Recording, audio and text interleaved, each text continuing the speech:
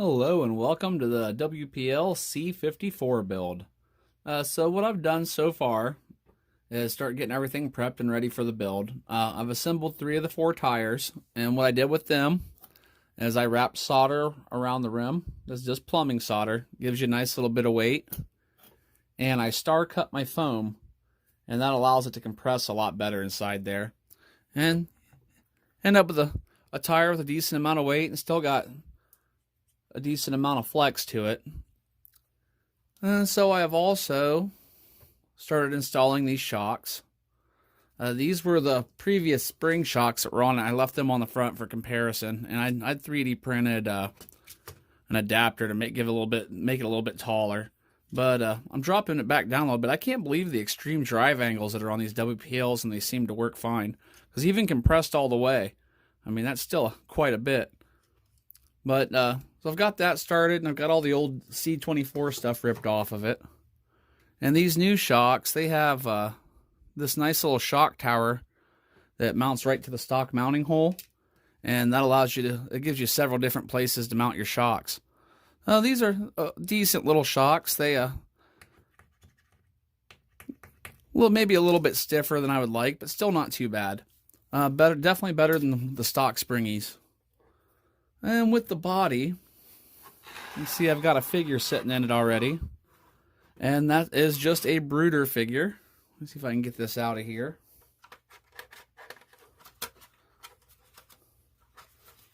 Come on, there you go. And he seems to fit in there perfectly. That's like a 3 3/4 inch figure. And I took a Dremel tool and just cut out right where his feet come through. I didn't want to cut the feet off this figure. It seems to be a pretty nice figure.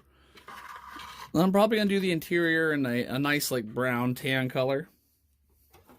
And with the C-54 Toyota body, I'm going to use this extreme orange. I don't know, flaming orange. Tester's lacquer. And I just like that color. So I'm going to go ahead and get painting on that, and then I'll get back with you. Well, I've got the paint all sprayed, and it's looking pretty good. A few little designer notes here. This turns out looking pretty decent. Thing I don't like about painting these hard bodies is they chip so easily.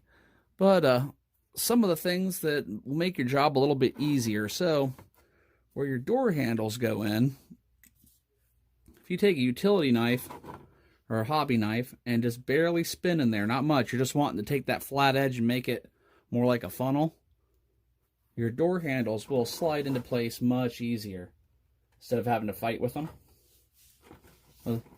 Those will pop in there nice and neat. And then if you're concerned about them popping out, you can put a couple little pieces of glue behind them. Now with the hood, once you install this grill, getting your hood open is a bit challenging. As you can see, it completely covers where you need to get your finger down in there. And the factory fasteners down there are so tight that they're really hard to open anyway. So you're going to have to use this tool they provided to get your hood open after you do that. And the other thing that you're going to have to do is on the back side, right in here, you have to file these down just the tiniest bit, or else it'll be in there so securely that tool will not pop it open. So just take off a little bit at a time because you do not want to overdo it. And then you should be good to go after that. With the interior, I made myself an American mistake, I like to call it. I automatically figured the driver went on this side until I went to put the dash in and realized that we are not in America on this model. So I had to move my driver over to the other side and cut another hole in the floorboard. But the interior came out pretty decent in this color. Since they have these strange holes in the seats that I have no idea why, I've decided just to take a piece of 2mm bungee cable, run it around his waist like a seat belt, and through the bottom and tie it. So that worked out really well. Now if I ever need to remove him, I should be able to do that.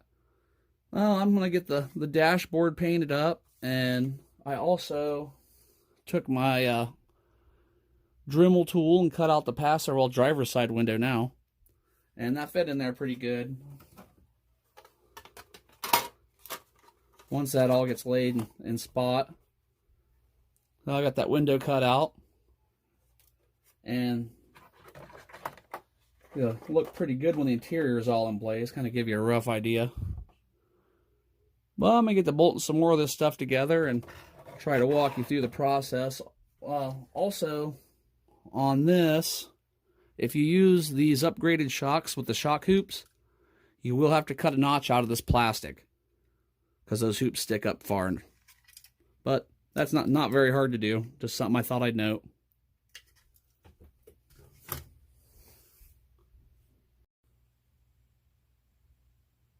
All right, so here it is, my finished C-54. I did change a few things. Overall, this kit buttons together pretty nice. There's a few little issues. One of the ones I had was where it should connect here in the center. My body just would not drop far enough down to meet up with that hole, but it seems like the screw in the back's enough to hold that on. And I did change my shock mounts up a bit because it was setting higher than this and way too stiff. Now I got a little bit of play to it. So what I did was I went ahead and mounted them back and at an angle up a little bit higher. So that gave me a little bit more play and a little easier flex. I still may end up taking a spring or two out of the shocks themselves to lower it a little bit more. But that's not too bad because when it leans over there, it's just enough to keep it from bottoming out on the wheel wells where I want it anyway. And with this glass, it scratches very, very easily. So I ended up taking some stickers and putting over where I thought some of the spots were the worst. And your glass clips into the body right here. You may have to take your Dremel tool and just grind a little tiny bit on the glass part to get it to pop up and in place easily. Now with my rear lights, they don't leave you any room to mount lights in these. They have holes for it, but no way to actually attach your bulbs. So what I did was I put the stickers in place, and I drilled my holes out where the previous holes were, but made them just a tiny bit larger. And then underneath, I glued them to the side of the chassis. So they're just barely poking through those holes because there is just no room in between the light and the lens. So it's still come out looking pretty decent. I'm pretty happy with that. Overall, I think this is going to be a great little truck. It is built off of the C-24, and I really liked my C-24. I may end up adding more lights later. I did add the headlights and taillights, and I did manage to do a little chip or two already in the paint, but that's to be expected. After I get it out and running, it's going to be chipped up even more. But the Brooder scale drivers fit great, so you can see him in there, and he fits really nicely. I did have to cut out the little holes for his feet, but other than that, it fit pretty good. So as soon as the weather allows, I will get this out and run it down the trail and see what it ends up looking like and how it handles. I really like the looks of this body. Well, thanks for watching. I hope you enjoyed this little build and hope to catch you on the next video. Have a great day. Like, share, subscribe.